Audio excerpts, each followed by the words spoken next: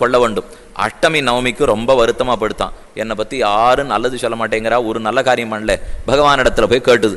அவர் சொன்னார், நான் பிறக்கிறேன், ஆனால் அதுக்காக இந்த மக்கள்லாம் மறந்து போயிடுவான்னு மட்டும் நினைக்காதே. அன்றைக்கே சொன்னான் எம்பெருமான், அஷ்டமியில் கண்ணனு நவமியில் ராமனுமே பிறந்துட்டா. ஆனாலும் இன்னைக்கு அஷ்டமி நவமியை நாம் வசதியாக ஒத்துக்கலை. பகவானே பிறந்தப்புறமும் நாம் அதன் மதிப்பை தெரிஞ்சுக்கலேன்னு சொன்னால் இவன் என்னைக்கு தான் புரிஞ்சுக்க போகிறான்? நாளன் செய்யும் கோளன் செய்யும், ஈஸ்வரனுடைய திருவடிகள் தான் செய்யுமே தவிர அவன் கிருபை தான் நமக்கு ஒரே பற்று கொம்பே தவிர ஓரளவுக்கு ஏதோ பெரியோர்கள் மனம் கோணாத அளவுக்கு நாள் நட்சத்திரம் பார்த்துக்க வேண்டியதுதான். சாஸ்திரம் என்ன சொல்லித்தோ அது வரைக்கும் பார்த்துக்க வேண்டியதுதான். அதுக்கு மேலே அதை கண்டு நாம் ரொம்ப பொழுது செலவழிக்கவே கூடாது. ஞானத்தை வளர்த்துக்கிறதுக்கும் பக்தியை வளர்த்துக்கிறதுக்கும் பெருமானுடைய கிருபை நம்ம தலையில் விழறதுக்கும் தான் வழி தேட வேண்டும். பெருமான் திருவவதாரம் பண்ணினான், ஜீவதோ வாக்கிய கரணாதன்னு.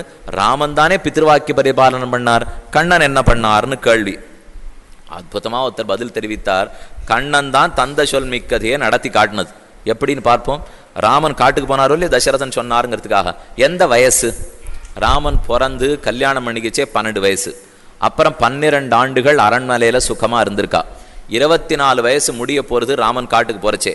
24 வயசு கட்டிளங்காலை தந்தை சொல் மிக்கதை நடத்தி காட்டினான் அங்கு. ஆனால் இங்கே கண்ணன் எப்போ தெரியுமா பண்ண போறார்? இப்போ 4 தோள்களோட பிறந்தார். வசுதேவர் தந்தை கேட்டுக்கிறார், நீ பழைய மாதிரியே 2 தோள்களோட இருக்கணும்னுட்டு உடனே மாத்தின்னு தன்னை மறைச்சின்னு 2 தோள்களோட சாதாரண குழந்தையா கிடக்கிறான். 24 வயசுல அப்பா சொன்னதை பண்ண ராமன் வசத்தியா, பிறந்த 10 நிமிஷத்துல அப்பா சொன்னதை பண்ண கண்ணன் வசத்தியா? இப்போ அப்படி பார்த்தா கண்ணனைத்தான் பித்ருவாக்கிய பரிபாலனம்னு சொல்லணுமே தவிர அவருக்கு என்னன்னா 25 வயசுக்காரர், இன்னைக்கு மண்ணுவர் நாளைக்கு மண்ணுவர், பிறந்த உடனே பண்ணினது கண்ணன் தானே. அதனால ஒருத்தி மகனாய் பிறந்து ஓரிரவில் ஒருத்தி மகனாய் ஒளித்து வளரத்தரிக்கிலானாகித்தான் என்று கண்ணன் பெருமான் திருவவதாரம் பண்ணினான். அப்பொழுதே ஆணையிட்டான் வசுதேவரிடத்திலே, என்னை தூக்கிக்கும், ராத்திரியோட ராத்திரியா இங்கே இந்த அழைச்சின்னு போய் அக்கறையில கொண்டு போய் விட்டுடும். அங்க ஒரு பெண் குழந்தை கிடப்பள், அவளை அழைத்து கொண்டு வந்து இக்கரைக்கு சேர்த்துடும். இது அவர்கிட்ட ஆணை. தூக்கி தலையில வச்சிருந்தார். வெளியில வர்றதுக்குள்ள அவரே அறியாவண்ணம் எல்லா காவலாளிகளும் தூங்கி போட்டா, எல்லா கதவுகளும் தாழ்பாள்கள் திறந்து கொண்டன. இவர் கையில காலில் கட்டியிருந்த சங்கிலிகள் அத்தனையும் அவிழ்ந்து போயின. ராத்திரி வேளையிலே யமுனை ஆற்றங்கரையில இறங்குகிறார், தலையில வச்சிருக்கார். உடனே ஓன்னு கொட்ட ஆரம்பிச்சது மழை. அந்த மழையிலேருந்து கண்ணனை ரட்சித்து கொடுத்தாகணும் இல்லையோ. ஆதிசேஷன் வந்து குடையாக பிடித்தார். சென்றால் குடையாம், இருந்தால் சிங்காதனமாம், நின்றால் மரவடியாம், நீழ்கடலுள் என்றும் புனையாம். ஆழ்வார் பாசுரத்தில் சொன்னார், ஆதிசேஷன் தான் எல்லா கைங்கரியமும் பண்ணுவன். பெருமான் நடந்தால் அவர் குடை, அவர் நின்றால் அவன் பாதுகை, அவர் அமர்ந்தால் அவர் ஆசனம், அவர் படுத்தால் அவர் படுக்கை என்ன எல்லா கைங்கரியத்தையும் ஆதிசேஷன் பண்றாரு இல்லையோ. நிவாச சையா ஆசன பாதுகா அம்சுக உபதான வருஷ ஆதபவாரணாதிபிகி சரீரபேதைஹி தவ சேஷதாங்கதைஹி யதோச்சிதம் சேஷகிதீரித்தே ஜனைஹி ஆளவந்தாருங்கிறவ ஸ்தோத்திரத்தனத்தில் தெரிவித்தார். அத்தனை கைங்கரியம் பண்ற ஆதிசேஷன் வந்து தான் குடையாக பிடிக்க இறங்கிவிட்டார். கீழே போக போக முழந்தாளளவு தண்ணீர், இடுப்பளவு தண்ணீர், நெஞ்சளவு தண்ணீர், கழுத்தளவு தண்ணீர். இன்னொரு 5 நிமிஷம் நடந்தா தலை மூழ்கிப்படும்.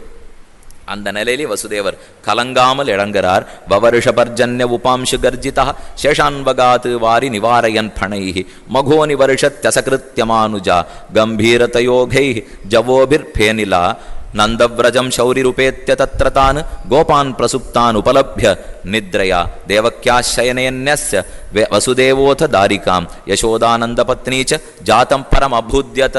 இவர் தூக்கிண்டு போறச்சே மெதுவாக யமுனை வளர்ந்துட்டே போச்சு. இது என்ன பண்ணுமோங்கிற பயப்படாமல் நடந்துட்டு போனார். அந்த இடத்துல ரொம்ப அழகான ஒரு விஷயத்தை யாதவாபுதயத்தில் தேசிகன் தெரிவிக்கிறார். மேலே மேலே மேலே கூடிண்டே போச்சா, திடீர்னு இறங்கி விடுத்தான் யமுனை ஆறு.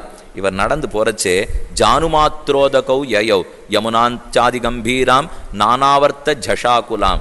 தன் முழந்தாள் அளவு யமுனை ஆறு திடீர்னு வத்தடிச்சு கொடுத்ததான் இவர் நடந்து போயிட்டோங்கிறதுக்காக. அப்படின்னா ஏன் முதல்லே வற்றி போகிறதானே? இவரை இவ்வளவு தூரம் பயப்படுத்திட்டு நெஞ்ச அளவுக்கு வசந்துட்டு அப்புறம் எதுக்காக கீழே வரணும்னு கேள்வி கேட்டுன்னு பதில் சொன்னார். கண்ணனை கூடையில் தலையில் சுமந்துட்டு இருக்கார். கண்ணன் ரொம்ப பெரிய திருமேனி. ஏற்கனவே அவர் 8வது குழந்தையா பிறந்திருந்தாலும் மேலே தயிர்பால் வெண்ணெய் சாப்பிட்டு மொசு மொசுன்னு இருக்க போறாருங்கிறது பிறந்தன்னைக்கே தெரிஞ்சுதான். அவ்வளோ பெருமனான திருமேனி கண்ணனுக்கு. அதனால கூடைக்குள்ள அவர் பிடிக்கல. 2 காலும் வெளியில தொங்கிட்டு இருக்கு. பார்த்தா யமுனை தாயார். நாம கீழே இருந்து கீழே அடங்கி போயிட்டா அவர் திருவடிகளை ஸ்பரிசிக்கவே முடியாது இல்லையோ. அதனால கிடுகிடுகிடுன்னு தோல் வரைக்கும் வசந்தா. அவர் திருவடி யமுனை பேரில் பட்டது, பட்ட உடனே இறங்கி விட்டாலாம் கீழே. இதுக்கு இப்போ 2 அர்த்தம் சொல்லணும். அவளுக்கு திருவடிகளை தொடணுங்கிற ஒரு ஆசை. 2வது, பெருமானுடைய திருவடி பட்டுட்டா சம்சார சாகரமும் முழந்தாள் அளவு வற்றடித்துடுங்கிறது கருத்து. சம்சாரம்ங்கிற பெரிய கடல் இருக்கும் இல்லையோ, பகவானுடைய திருவடி பட்டா அது நம்ம முட்டி அளவுக்கு குறைஞ்சி படுறதோ இல்லையோ. திருப்பதியிலே பெருமாள் ஸ்ரீனிவாச பெருமாள் சேவை சாதிக்கிறாரே, தன்னுடைய வலது திருக்கையால் ஒரு திருவடி அப்படி காட்டுறார், இடது திருக்கையாலே கட்டிஹஸ்தம்னு பேர், இந்த முழந்தாள் அளவு வைத்து காட்டுறாரோ இல்லையோ. என் திருவடிகளை நீ பற்றினாயானால், சரணம் பண்ணினாயானால், சம்சாரம் என்னும் கடலை உன் முழந்தாள் அளவு வற்றடித்து கொடுக்கிறேன் என்று சூச்சித்து காட்டி கொண்டு தானே பெருமான் சேவை சாதிக்கிறான். அதே போல இங்கேயும் யமுனையாறு பெருமான் திருவடியை தீண்டித்து கிடுகிடுன்னு கீழே இறங்கித்து, இவர் இறங்கினார், அக்கறைக்கு போனார், குழந்தைய அப்ப விட்டார். அவளுக்கு நந்தபத்னி யசோதா பிரசவித்த ஆயாசத்துல நடந்தது ஒண்ணுமே அவளுக்கு தெரியல. பக்கத்துல பெண் குழந்தை யோகமாயா கிடக்கிறா.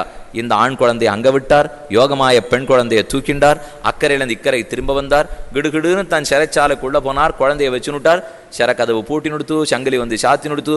இப்பதான் வீல்னு பெண் குழந்தை அழ ஆரம்பிச்சுது. அதுவே ஆண் குழந்தை இது வரைக்கும் வாயை பொத்தி நீங்க அங்கே போச்சு இல்லையோ, அது ஒண்ணுமே இல்லாத பெண் குழந்தை நீங்க சத்தம் போட ஆரம்பிச்சது.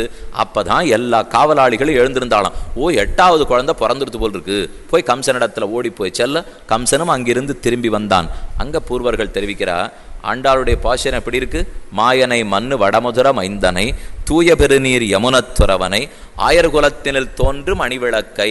தூய பெருநீர் யமுனைன்னு யமுனையாற்றை கொண்டாடுகிறாள் ஆண்டாள். 2 பேர் இப்படி நிற்கிறா, இவர் ரொம்ப நல்லவர் அப்படின்னு நான் சொல்றேன்னு வச்சுப்போம். அப்படின்னு என்ன அர்த்தம்? பக்கத்தில் இருக்கிறவ அத்தனை நல்லவர் இல்லேன்னு தானே கிடைக்கும் இல்லையோ. 2 பேர் நிற்கச்சே ஒத்தர் நல்லவர்னுட்டா, அப்போ பக்கத்தில் இருக்கிற என்னானார்? யமுனையை பார்த்து தூய பெருநீர்னா அப்போ வேற ஏதோ ஒன்றும் தூய பெருநீர் இல்லேன்னு கிடைக்கிறது இல்லையோ. கோதாவரி தான் தூய்மையை இழந்துட்டாலாம். ஏன் அப்படி போய் சொல்லலாமா? வசந்த நதியாச்சே. நம்ம பத்ரிகாசிரம யாத்திரை போறச்செல்லாம் கோதாவரி ஸ்நானம் விடாமல் எல்லாரும் பண்ணுவா.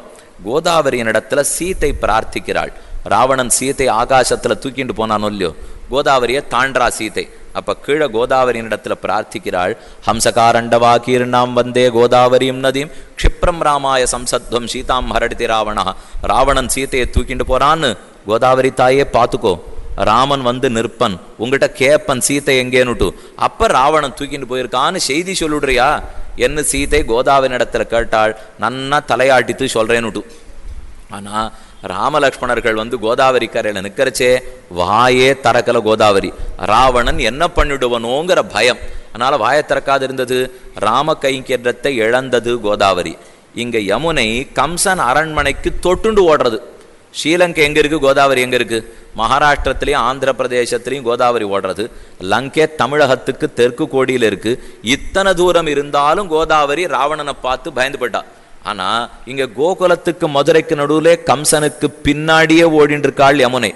பயப்படாமல் கிருஷ்ண கைங்கரியத்தை பெத்துனுட்டாளோ இல்லையோ, அவளும் பயந்து போய் நாம எதுக்கு வசுதேவரை மூழ்கடிப்போம் அப்படின்னு பண்ணலையே. கம்சனுக்கு பயப்படாம தான் தளர்ந்து கொடுத்தாள் அல்லவா. அதனாலதான் தூய பெருநீர் யமுனை துறைவனை என் யமுனை ஆற்ற கொண்டாடினாள். இதை ஒரு இடத்துல சொல்லியிருந்தேன். முடிச்ச உடனே ஒருத்தர் எழுந்து வந்து கேட்டார், இப்போ நாள் நீங்கள் நான் பத்ரிகாசிரம யாத்திரை உபன்யாசம் முடிஞ்ச உடனே போகலான்னு இருந்தேன், போகிறச்சே இறங்கலாமா வேண்டாமா சொல்லும் கோதாவரியிலேன்னார். நியாயமாக தான் கேட்குறார். இனிமேல் கோதாவரியில் தீர்த்தம் ஆடலாமா வேண்டாமான்னு சந்தேகம் என்ன? நம்ம சந்தேகத்தை தேசிகன்தான் தீர்த்து கொடுத்தார். அழகாத்தனுடைய கோதாஸ்துதியில் தெரிவிக்கிறார், கோதாவரி தாயாருக்கு பெருமை போயிருந்தது நடுவில் கொஞ்ச நாள். அப்புறம் சிவலிபுத்தூரில் ஆண்டாள் திருவவதாரம் பண்ணினா. அவள் பிறந்த உடனே அவள் பேரை தம் பேரில் பாதி ஆக்கிண்டுதோ இல்லையோ. கோதாவரிங்கிறதுல கோதாங்கிற ஆண்டாள் பேர் இருக்கோ இல்லையோ. அதனால இழந்த புனிதத்தன்மையை மீண்டும் கோதாவரி பெற்றுட்டாள். போய் தாராளமாக தீர்த்தம் ஆடிங்கோ அப்படின்னு நமக்கு அனுமதி கொடுத்தார் அவர். நீங்கள் ஒன்று மட்டும் என்ன கேட்கக்கூடாது. இப்போ அப்போ ராமாவதார காலத்திலேருந்து ஆண்டாள் அவதாரம் வரைக்கும் யாரும் கோதாவரிக்கு போலையான்னு என்ன கேட்காதீங்கோ, அது எனக்கு பதில் தெரியாது. இப்போ ஆண்டாள் அவதரித்தாள், ஆண்டிலிருந்து கோதாவரிக்கு இழந்த புனிதத்தன்மை அத்தனையும் கிடைத்து போயிற்றல்லவா. இந்த கோதாவரி இழந்தாள், யமுனையாறு பெற்றே போயிட்டே இந்த இடத்திலே தாண்டினார், இக்கரைக்கு வந்தார். இந்த பெண் குழந்தையை வச்சுட்டு கம்சன் இடத்துல போனா கம்சன் நினைத்தானா, தேவர்கள் கூட பொய் சொல்ல ஆரம்பிச்சுட்டாளேன்னு. அவன் என்னான்னு இருக்கிறவா கேட்டா, ஏதோ 8வது கர்ப்பம் என்ன கொல்லும்னா 8வது கர்ப்பம் பெண் குழந்தைன்னு இவர் வந்து சொல்றாரே, ஒரு பெண்ணா என்ன போய் கொல்ல போறது? நாங்கள்லாம் தான் பொய் சொல்லி ஏமாத்திட்டு இத்தனை நாள் தெரிஞ்சிருந்தோம், தேவர்கள் கூட பொய் சொல்றதுக்கு ஆரம்பிச்சுட்டா போல் இருக்கு. சரி, கொன்னுட வேண்டிதான். என்ன யோகமாயே கொல்லப்போக கிம்மயா ஹதயாமந்த ஜாத்தக்கலு தவாந்த கிருத்து யத்ரக்வவா பூர்வசத்ருமா ஹிம்சீஹி கிருபணான்வித இது பிரபாஷ்யதம் தேவி மாயா பகவதி புவி. அந்த குழந்தை மேலே ஆகாசத்திலே பறந்தாள். தேவையில்லாமல் கம்சா, என்னை எதுக்கு கொல்ல பார்க்கிறாய்? உன்னை கொல்ல வேண்டியவன் அக்கறையிலே மறந்து வாழ்கிறான், முடிந்தால் கண்டுபிடித்துக்கொள் என் ஆணையிட்டு அவள் மேலே பறந்து போனாள். எல்லாரையும் கூப்பிட்டான். மிச்சம் இருக்கிற அசுரர்களை கூப்பிட்டு, இனி நமக்கு ஆபத்து நெருங்குகிறது, முதல்ல கண்ணனை கண்டுபிடிச்சாகணும், அவனை முடிச்சாத்தான் நாம தூங்க முடியும். இனி எல்லோரையும் கூப்பிட்டு அவன் ஆணையிட ஒத்தொத்தரா இக்கரையிலேருந்து அக்கறைக்கு போக ஆரம்பிக்கிறா. முதல்ல வந்தவளுக்கு பூத்தனான்னு பேர். அவள் தான் விஷப்பாலை ஊட்டி கொண்டு கண்ணனுக்கு பால் கொடுக்குறாப்புல வந்து விஷப்பாலை கொடுத்து கொன்னுடலாம் என்கிற தவறான எண்ணத்தோடே வந்தாள். அவளை கொல்ல ஆரம்பிச்சான் கண்ணன். கடைசியா கேசின்னு குதிரை முகத்தோட ஒரு அசுரன் வந்தான். அவனை கொன்று முடிச்சுட்டான். இத்தனை பேர் தான் இருந்தா முதலிலேயே. மொத்த பேரையும் அனுப்பிச்சுட்டான் கம்சன். எல்லாருமே முடிஞ்சு போயிட்டா. ஒரு வழி பாதை கோகுலம் இருக்கே, அது உள்ள போயிட்டா வெளியில வரவே முடியாது. ஒரு வழி பாதை நீங்கள் எல்லாம் பழகப்பட்டிருக்காளோ இல்லையோ, வண்டி ஒரு பக்கம் தான் போகும், இன்னொரு பக்கம் வராது. அதை போல கோகுலத்துக்குள்ள நாம போயிட்டோம், திரும்பியே வர முடியாது. அது விரோதியா இருந்தாலும் திரும்பி வரமாட்டான், பிராணம் போயிடும். பக்தனா இருந்தா திரும்பி வரமாட்டான், பக்தினால கண்ணனோடய இருந்துருவன், அதனாலையும் திரும்பி வரமாட்டான். ஆக மொத்தம் ஒத்தரும் கோகுலத்துக்குள்ள போனவா திரும்பியே வர முடியாது. இக்கரையிலேருந்து இத்தனை பேர் அக்கறைக்கு போனாலும் இல்லையோ, மிச்சமில்லாமல் எல்லாரையும் கொண்டுட்டான் கண்ணன். ஆனா ராமனை விட ஒரு பெருத்த வேறுபாடு கண்ணனிடத்திலே, சண்டேன்னு ஒன்று போடவே மாட்டார். கிருஷ்ண சரித்திரத்தில் எங்கேயான சண்டை போட்டு பார்த்துருக்கீடோ, ரொம்ப குறைச்சல். ராமன்னா எதுனாலும் உடனே சார்ங்கத்தை எடுத்துட்டு வியூகம் கட்டியாச்சா, இன்னன்னாரோட சண்டையா, போய் தூது அனுப்பிச்சுட்டியா, அவளை சண்டை வாண்டான்னு முதல்ல பேசினியா, இதெல்லாத்தையும் கேட்டுட்டு தான் இவர் சண்டைக்கே வருவர் ராமன். கடைசியில் ரொம்ப கஷ்டப்பட்டு சண்டை போட்டு ஜெயிப்பர். கண்ணன் குழந்தைகள் சேட்டித்த மாட்டும் ஏதோ 2 பண்ணுவர், ஆனால் ஜெயம் வந்துடும். இது ராமனுக்கும் கண்ணனுக்கு இருக்கிற பெரிய வேறுபாடு. கண்ணன் இத்தனை தூரம் பண்ணத்துக்கு பெரியோர்கள் ஒரு உயர்த்தி சொல்லியிருக்கா. ராமன் எத்தனை சண்டை போட்டாலும் யாரான ஒரு சத்ருவை மிச்சம் வச்சிருவார். சாஸ்திரம் சொல்றது சத்ரு சேஷம்னா சேஷ ஏது, சத்ருக்களை மிச்சமே வைக்காதே அழிச்சுருடுங்கிறது தர்மசாஸ்திரம். நாம சாப்பாட்டத்துக்கு உட்கார்றோம் இல்லையோ, வலது பக்கத்துல தீர்த்த பாத்திரம் வச்சுக்கிறோம், ஜலம் சாப்பிட்றதுக்காக பாத்திரம், இலை முன்னாடி போட்டிருக்கா, அதில் பிரசாதம் போட்டுருவா. சாப்பிட்ற இலையில மிச்சம் வைக்கணும், தீர்த்த பாத்திரத்துல மிச்சம் வைக்கப்படாது. இந்த ரெண்டுமே சாஸ்திரம். தீர்த்த பாத்திரத்துல மிச்சம் இருந்தா அந்த ஜலத்தை வேற யாரான்னு சாப்பிட்டா அது ஒரு பாபம்னு சாஸ்திரம் சொல்றது, வைக்கப்படாது. இன்னொன்று, தீர்த்த பாத்திரத்தை வலது பக்கம் தான் வச்சுக்கணும், இடது பக்கம் வச்சுக்கூடாது.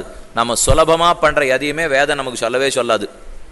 நம்ம கொஞ்சம் சௌக்கியமாக இருப்போமேன்னா அதுக்கு அது உடனே பிடிக்காது. இடது பக்கம் வச்சுருந்தா நான் மாட்டு இப்படி எடுத்து சாப்பிட்டு போயணும் இல்லையோ, அதை விட்டுட்டு இந்த பாத்திரத்தை வலது பக்கம் வச்சுருந்து இவர் எட்டி இடது கையால் அங்கேருந்து எடுத்துட்டு இப்படி தான் சாப்பிட்ணும்னு சொன்னேன். இது வேறொரு மாதிரி எடுத்துக்கலாம்.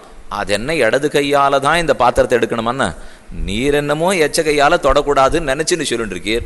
நாங்கள் பாட்டுக்கு எடுத்து வலது கையால் சாப்பிட்டுன்னா அப்புறம் இதில் சொல்கிறதுக்கு அர்த்தமே கிடையாது. என்னமோ வலது பக்கத்தில் வச்சா வலது கையால் எடுக்க மாட்டாங்கிற நம்பிக்கையிலே நான் சொல்லிட்டேன். சில பேர் பழக்கம் அப்படின்னா அப்படித்தான் பேசுவா. ராத்திரி ஒரு பிராமணர்கள் விருத்தர்கள் தான் பத்னியும் பாரியாவும் பர்த்தாவும் 2 பேரும் 11 மணி ஆச்சு படுத்துனுட்டா. திடீர்னு 11:30 ஞாபகம் வந்தது, பின்னாடி கணத்தங்கரையில் யாரோ திருடம் வர்றாப்புல சத்தம். வெள்ளிச்சொம்ப மறந்து போய் இவ அங்கேயே கணத்தங்கரையில் கவுத்துட்டு வந்துட்டா. இவர் கேட்டார், ஓ திருடன் எடுத்துன்னு போட போறானே அப்படின்னு அவர் கேட்டார். அவ திடீர்னு ஞாபகம் வந்தாப்புல சொன்னா, திருடன் வெள்ளி பாத்திரத்தை எடுத்துன்னு போக மாட்டார், கவலைப்பட வேண்டாம்னா. ஏன்னு கேட்டார் கணவர். இவளுக்கு வழக்கம் ரொம்ப ஆச்சாரம். ஆச்சாரக்காரா சொம்புல வெள்ளி சொம்புல ஜலம் இருந்ததுன்னா அதை அப்படியே தொடமாட்டா. இப்படி கையில் இடுக்கிண்டு சாச்சி ஜலத்தை கையால் தொட்டுனுட்டு தான் மேற்கொண்டு சொம்பையே எடுப்பார்கள். இது ஆச்சாரக்காரா பண்ணுற வழக்கம். இந்த பெண்ணை அந்த பர்த்தாவை பார்த்து சொன்னால், நான் சொம்பை வெறுமை கவுத்துட்டு வந்திருக்கேன், அதில் ஜலமே இல்லை, அதனால் அவரால் தொட்டு அலம்பிண்டு சொம்பை எடுத்துன்னு போக முடியாது, அதனால் திருடன் சொம்பையே எடுத்துக்க மாட்டானாலாம். திருடனுக்கு கூடவா கையை இடுக்கி அலம்பிண்டு சொம்பை எடுத்துன்னு போகணும்னு தோணும். இவளுக்கு ஒரு பழக்கம் இருக்குன்னா இந்த பழக்கத்தை திருடர்கிட்ட போய் எதிர்பார்க்கலாமோ? அதனால சிலர் ஆச்சாரக்காரர்கள் வலது பக்கம்தான் வச்சுப்பா தீர்த்த பாத்திரத்தை, அதில் மிச்சம் வைக்கப்படாது.